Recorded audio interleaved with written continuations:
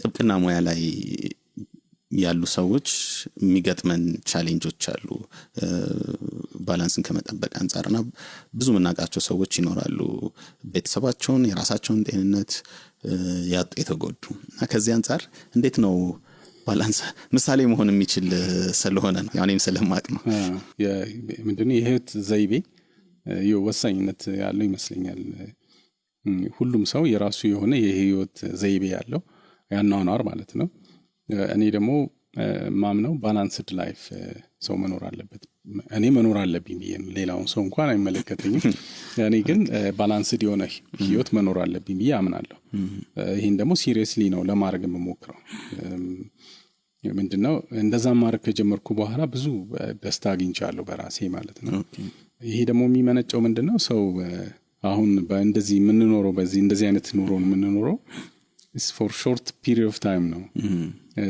እንግዲህ ሰው እንደየእምነቱ እንደየአመለካከቱ ምናምን ከሞተ በኋላ ምን ይሆናል የራሱ የሆነ ትርጉም ይኖራል ብዙዎቻችን ግን የምንስማማው እዚህ አሁን የምንኖረው አይነት ኑሮ ይሄ አብረን እዚህ አሁን ኢንተርቪው የምንደራረገው አይነት ምናምን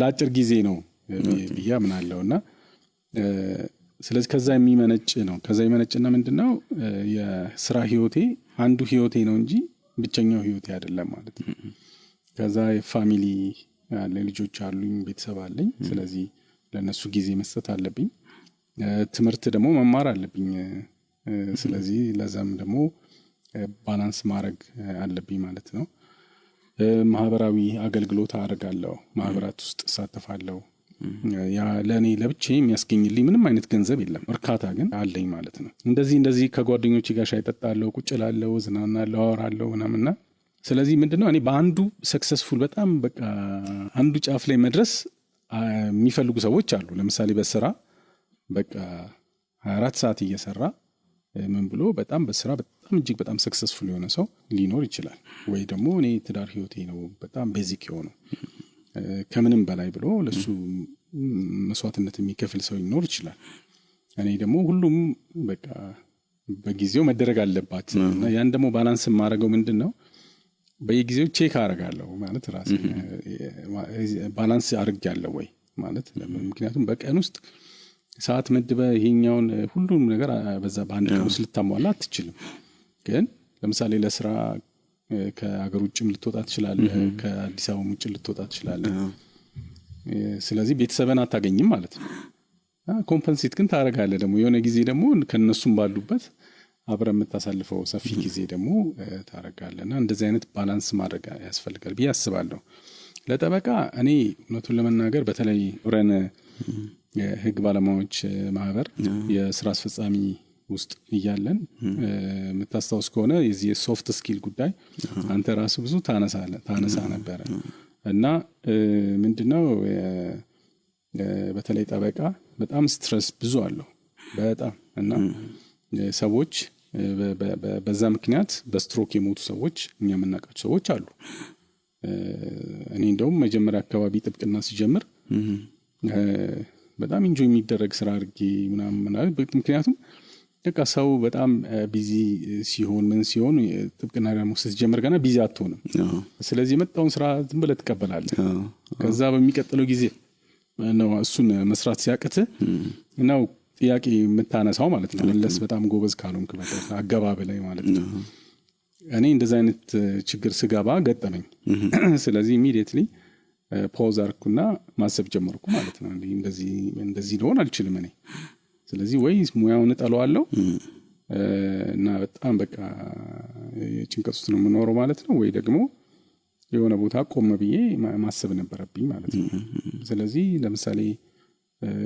በጣም ስትረስ ያለበት ቀን ማሳለፍ ከሆነ ሲሪየስሊ ያንን እንደምንም ብዬ ኒውትራላይዝ ለማድረግ ሞክራለሁ ማለት ነው ኮንሺየስሊ ማለት ነው ምንድነው የምትጠቀመው ዋኛለሁ ለምሳሌ ኦኬ ዋና ተጠቀም በቃ ውስጥ ገባ ይቀጥላል ይማማል በጣም ስትረስ ከሆነ ለምሳሌ እኔ እንደዛ ትንሽ በቃ ወደ ሌሎቹን ሰክሰሶችን አስባለሁ ሌሎቹ የብቸኛ ህይወቴ እንዳልሆነ አስባለሁ እና አልበዛም ቆዝም ከሆነ ሙያውንም እጠላዋለሁ። እኔ ደግሞ እንድጠላው አልፈልግም። ገባ? ማንም ሰው አይፈልግም፣ ይወደዋል። እና ግን ደግሞ በተጓዳኝ የሚመጣው ስትረስ ደግሞ ባላንስ መደረግ አለበት እና የሆነ መንገድ መፈለግ አለበት። አሁን እኛ ጋር ብዙ ጊዜ ልንሰራው የሚገባው ነገር ብዬ የማስበው በማህበራችንም በምንም እንደዚህ እዛ ላይ ያሉ ሰዎች አይ ቲንክ የሶሻል ጋዘሪንግ ሰዎች ተሰብስበው የሁሉም ችግር እንደሆነ ሰው እንዲያውቅ ያ ደግሞ ስትረሱን ደግሞ የሚሄድበትን ቴክኒኮች እንደዚህ አይነት ማስተማር ቢቻል ጥሩ ነው ብዬ አስባለሁ።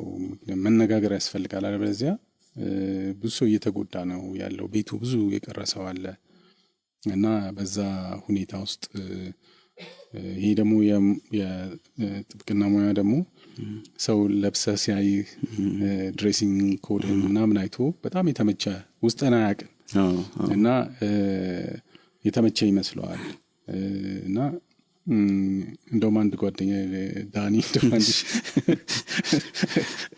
ሳላስፈክረው ስሙን አነሳው። አዲ ቁጭ ብሎ በቃ አንድ ሰው ቁጭ ሲል በቃ ሁሌ ነው የማረሳውና ሰው ቁጭ ብሎ ለምሳሌ አንድ ጠበቃ አንድ ቦታ ላይ ቁጭ ብሎ ስታየው እንጂ እያረገ ሊመስል ይችላል፣ ግን በቃ ብቻ እያሰበ ነው። በጣም በቃ ትልቅ ሐሳብ ውስጥ ሆኖ ነው። ገባ? ምክንያቱም ብዙ ኬዞች አሉበት። አንድ ኬዝ ፌል ማድረግ ምንድነው? ሰዎች የራሳቸውን ጉዳይ ለአንተ ነው የሚጥሉት፣ አንተ ላይ ነው የሚያሳርፉት።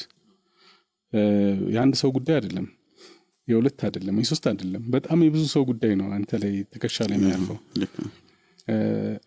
እነሱ አንተ ላይ ስላሳረፉ ቢያንስ ትንሽ ይቀላቸዋል። አንተ ግን የራስን ሸክም ሳታቃልል ፐርሰናል ህይወት እንደማንኛውም ሰው ደግሞ አንተ ሸክም አለ። ያንን ይዘ እንደገና ሌላ ደግሞ የሰው ኃላፊነት ተሸክመ ነው የምትኖረው። ስለዚህ ይሄንን ጠበቃ ካልሆነ ሌላ ሰው ሊረዳው አይችልም።